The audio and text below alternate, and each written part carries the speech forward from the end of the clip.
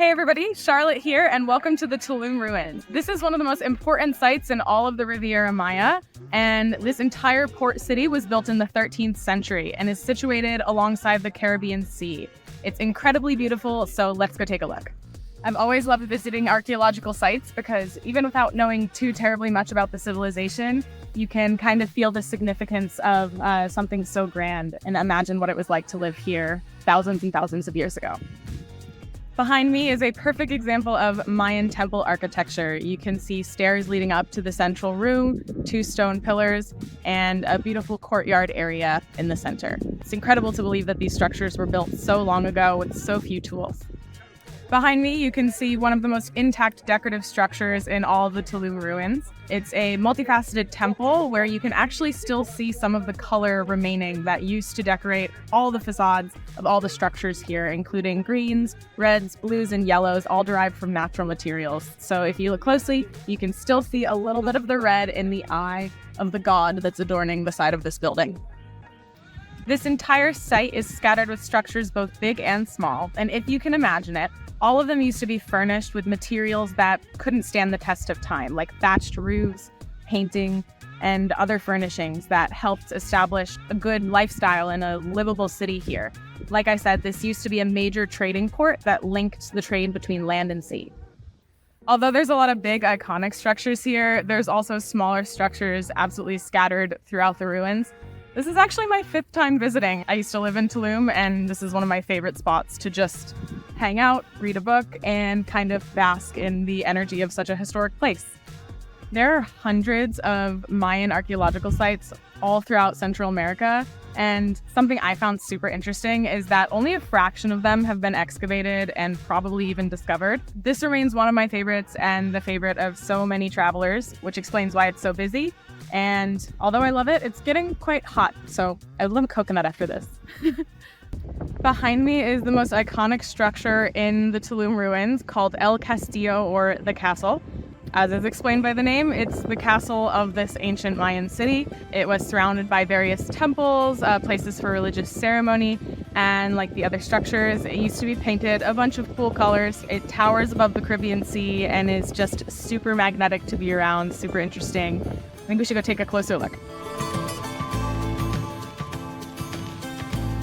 So a couple of years ago, when I visited the ruins for the first time, you used to be able to drive right up to the ruins, park your bike, motorcycle, car, scooter, whatever. And now, with the increased traffic in the area, they've made it a little bit more difficult to get here. So we walked like 10 or 15 minutes, got kind of sweaty, entered through the gift shop. I would say the reward is worth it. These structures are super beautiful. There's a lot to explore here. It's easy to spend more than an hour or two reading all the plaques and taking in all the information.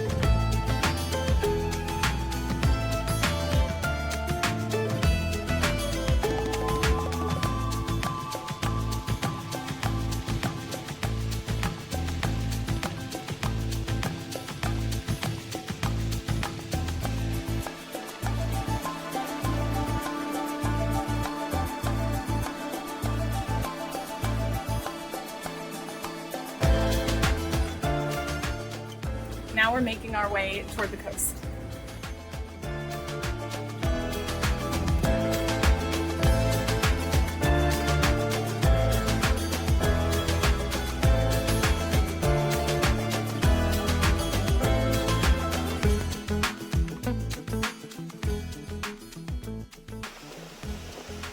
Okay, here you can see what makes these ruins so iconic. This is the only site of Mayan ruins in all of Central America that is situated right on top of the Caribbean Sea. I love it here. The water is so turquoise blue. Just to have a piece of history nestled right atop the ocean is so cool, so beautiful. And you can understand from this angle why it was such an important port city for the Mayan people. And rumor has it that you used to also be able to walk all the way down to the ocean.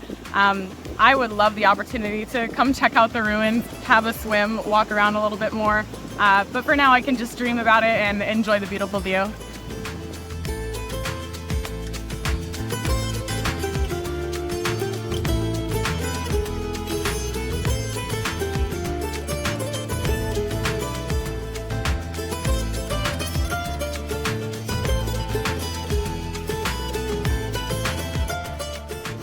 Look, I found a little friend. Actually, this is a bigger iguana by comparison, but I've counted 22 so far since we've been here.